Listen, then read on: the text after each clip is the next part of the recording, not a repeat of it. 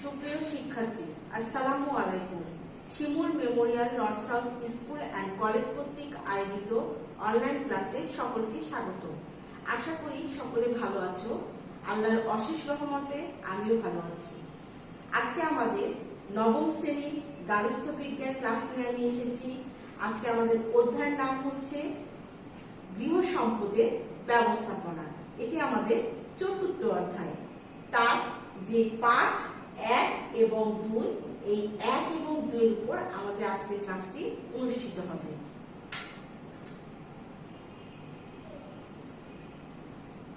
উপস্থাপনায় আছি আমি আফরোজা বেগম রায়না।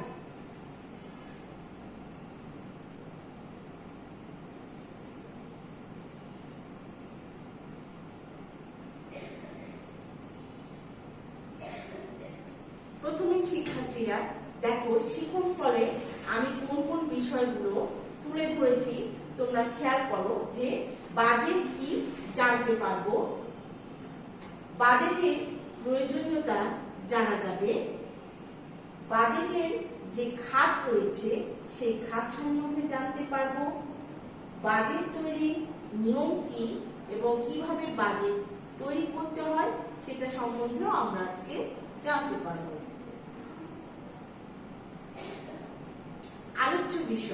আলোচ্য বিষয়ে তোমরা সকলে খাতায় তুলে নিবে এবং আমার সাথে একবার পড়বে। দেখো, প্রথমে আমি দিয়েছি বাজেট কি, বাজেটের মধ্যে কি কি থাকছে সেই বিষয়গুলো আমি তুলে ধরেছি। বাজেটের সংজ্ঞা থাকছে, বাজেটের প্রয়োজনীয়তা থাকছে, বাজেটের খাত, বাজেট তৈরির নিয়ম, এই বিষয়গুলো নিয়ে আজকে আমাদের আলোচনাটা করা হবে।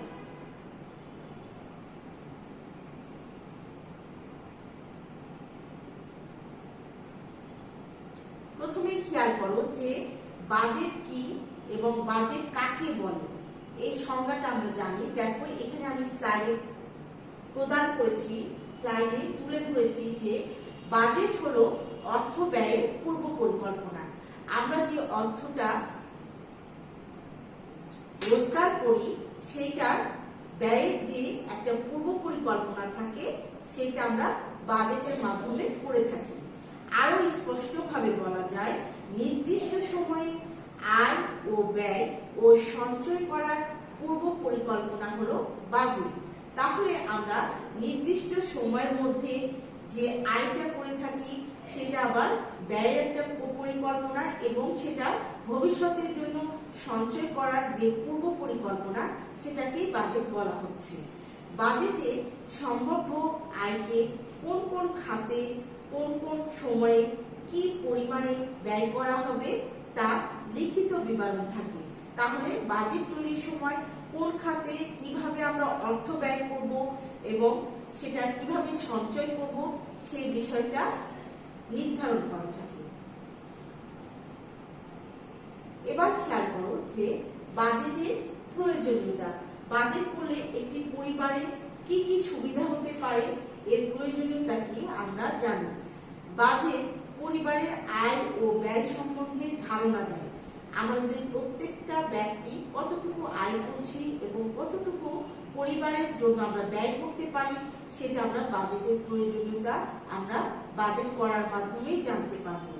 পরিবারের অপচয় রোধে সচ্ছলতা আনয়নে সাহায্য করে। আমরা যে অর্থটা উপার্জন করি সেটা সঠিক কাজে লাগানো এবং এই অর্থের যেন অপব্যবহার না হয়, এই অপচয়টা আমরা রোধ করতে পারি এই বাজেটের মাধ্যমে এবং পরিবারের সচ্ছলতা আনয়ন করা যায়। ভবিষ্যতের জন্য সঞ্চয়ের ব্যবস্থা নিতে পারি।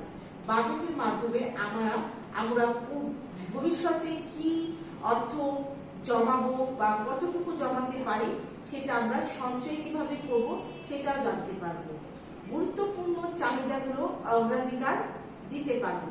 আমরা প্রথমে বাজেটের মাধ্যমে যে বিষয়টা করতে পারি সেটা হচ্ছে যে বাজেটটা করার মাধ্যমে কোন কাজটা আগে প্রয়োজন, কোন কাজটা একটু পরে করলেও করা যাবে সেটা আমরা নির্ধারণ করতে পারি। বাজেট পরিবারের সদস্যদের মিতব্যয়ী হতে সাহায্য করে। মিতব্যয়ী বলতে আমরা যা প্রয়োজন সেটার চেয়ে কম খরচ বা সেটার চেয়ে আরো কম খরচ তা বোঝাতে চাচ্ছি না। মিতব্যয় বলতে অর্থের সঠিক ব্যবহার যেটা, সেটা আমরা বাজেট করার মাধ্যমে হতে পারে।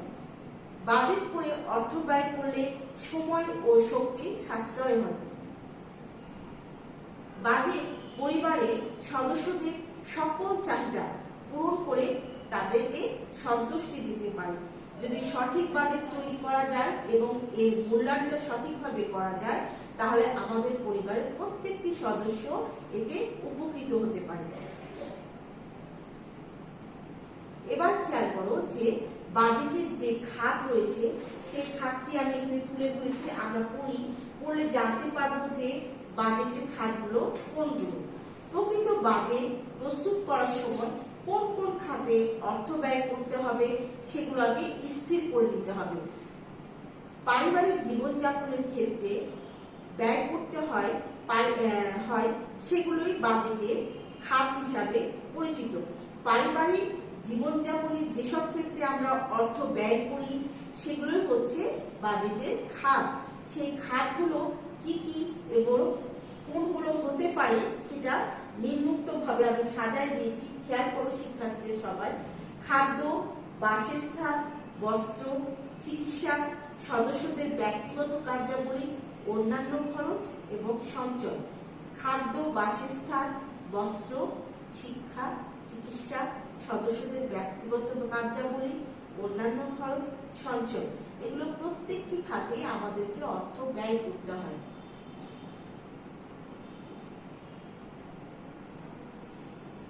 এবার খেয়াল করো শিক্ষার্থীরা যে বাজেট তৈরির যে একটা সঠিক নিয়ম রয়েছে, সেই নিয়মটা আমি তোমাদেরকে আজকে স্লাইডের মাধ্যমে বোঝাবো।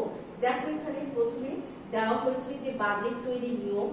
বাজেট সাধারণত মাসিক ভিত্তিতে করা হয়। বাজেট সাধারণত আমরা মাসের যে অর্থ ব্যয়ের একটা পরিকল্পনা, সেটার ভিত্তিতে আমরা বাজেটটা তৈরি করি।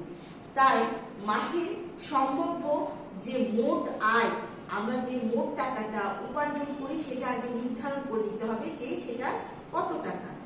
যেহেতু অর্থ দিয়ে বাজেট করতে হয়, তাই পরিবারের মোট আর্থিক আয় আগে আমাদেরকে নির্ণয় করতে হবে যে সেটা কতটুকু হতে পারে।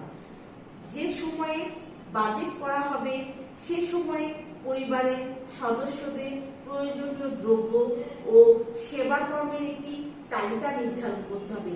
বাজেট প্রণয়ন করলেই যে হবে শুধু তা নয়, বাজেটের মধ্যে প্রত্যেকটি পরিবারের সদস্যদের প্রয়োজনীয় দ্রব্য এবং তাদের সেবা কর্মের যে একটি তালিকা রয়েছে সেটা আমাদেরকে যুক্ত করতে হবে। প্রতিটি দ্রব্যের মূল্য নির্ধারণ করার আগে সব জিনিসের বাজার দর সম্বন্ধে আমাদের সঠিকভাবে জানতে হবে। বাজেট তৈরি করার পূর্ব শর্তই হচ্ছে যে বাজারের যে প্রত্যেকটি জিনিসের একটি দর রয়েছে সেই দরটা আমাদেরকে আগে যাচাই বাছাই করে নিতে হবে, জানতে হবে। এই জন্য সবগুলোর একত্রে বাজেটে অন্তর্ভুক্ত করতে হবে। সবগুলো আমরা জেনে নেওয়ার পরে বাজেটের অন্তর্ভুক্ত করতে পারি। এক্ষেত্রে পরিবারের সকলের মতামত নেওয়া ভালো। আমরা যদি প্রত্যেক সদস্যের মতামত নিই তাহলে আমাদের বাজেটটি সঠিকভাবে প্রণয়ন করতে পারব। এবার খেয়াল করো, দেখো যে আনুমানিক আয়ের সাথে ব্যয়ের একটা সমতা রাখতে হবে। আমরা যে আয়টা করছি, যে অর্থটা উপার্জন করছি, সেটা সঠিকভাবে ব্যয় করার জন্য আমাদেরকে সমতা রাখতে হবে। ব্যয় যেন কখনোই আয়ের অঙ্ক থেকে বেশি না হয়। এখন ধরো আমার আয় যদি 10 টাকা হয়, আমি যদি 15 টাকা খরচ করি তাহলে এটা বাজেট তৈরি হলো না।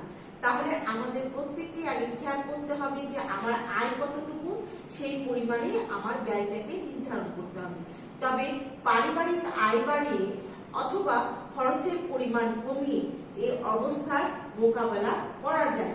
আমরা পারিবারিক আয় বাড়াতে পারি বিভিন্ন জায়গা থেকে এবং খরচের পরিমাণটা যদি একটু কমিয়ে আনি তাহলে এই অবস্থার মোকাবেলা করতে পারবো।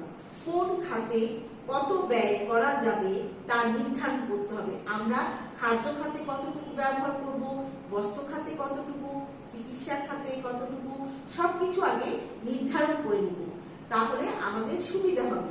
সাধারণত খাদ্য খাতে সবচেয়ে বেশি বরাদ্দ করতে হবে, কারণ খাদ্যটি আমাদের প্রতিনিয়ত খেতে হয় এবং খাদ্য খাতে যদি সঠিকভাবে অর্থ না ব্যয় করি, তাহলে আমাদের পুষ্টিকর খাবার আমাদের সঠিকভাবে প্রণয়ন করতে পারবো না।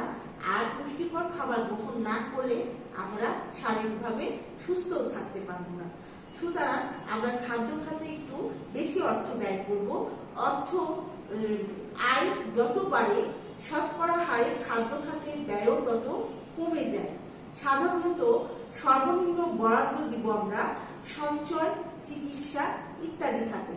আমরা সবকিছু ব্যয় করার পরে সঞ্চয় খাতে আমরা অর্থ বরাদ্দ করব এবং চিকিৎসা খাতে অর্থ বরাদ্দ করব। এটা হবে সর্বনিম্ন বরাদ্দ। এটা আমাদেরকে খেয়াল রাখতে হবে এবং বাজেট করার সময় এটা মাথায় খেয়াল রেখে বাজেটটা প্রণয়ন করতে হবে। পরিশেষে বলা যায়, বাজেটটিকে পরীক্ষা করে দেখতে হবে যেন তা বাস্তবায়ন করা যায়। আমি এমন একটা বাজেট তৈরি করব যেন আমার পরিবারের প্রত্যেক সদস্য সেই বাজেটে সঠিকভাবে ব্যবহার করতে পারে, সকলের সকল চাহিদা পূরণ হয় এবং তা আমাদের বাস্তবায়ন করার জন্য সঠিকভাবে পদক্ষেপ গ্রহণ করতে হবে। কয়েকটি বিষয় বিবেচনা রাখলে বাজেটটিকে আমরা বাস্তবমুখীও করতে পারি। তাহলে আমাদের প্রয়োজনীয় যে খাদ্য, বস্ত্র, বাসস্থান, চিকিৎসা এবং সঞ্চয় খাতে যদি আমরা সঠিকভাবে অর্থ প্রণয়ন করি, তাহলে বাজেটটিকে আমরা কি করতে পারবো, বাস্তবমুখীও করতে পারবো। এবার খেয়াল করো শিক্ষার্থীরা, যে আমি মূল্যায়নের কোশ্চেন দিয়েছি, আমরা মূল্যায়নের যে কোশ্চেনগুলো দিয়েছি তা পূর্ববর্তী স্লাইডের মাধ্যমে আমরা আগেই পড়ে নিয়েছি। তাহলে আমরা মূল্যায়নের প্রশ্নগুলো খাতায় তুলে নিই। যে বাজেট কি, বাজেট কি, বস্তুগত সম্পদ বলতে কি বোঝায়, বাজেটের প্রয়োজনীয়তা ব্যাখ্যা করো। তাহলে এই প্রশ্নগুলো আমরা খাতায় তুলে নিব এবং বেশি বেশি করে চর্চা করব। দেখো, আগামী দিনে আমাদের ক্লাস 2, তার মানে এই অধ্যায়ের যে পাঠ 3, 4 এবং 5 রয়েছে, এই 3, 4 এবং 5-এর উপর এই ক্লাসটা আমাদের অনুষ্ঠিত হবে। আমরা সকলের বাসায় ভালো করে লেখাপড়া করব, ভালো খাবার খাবো, সুস্থ থাকবো, বেশি বেশি হাত ধোবো, বাইরে গেলে মাস্ক ব্যবহার করবো এবং সচেতন থাকবো।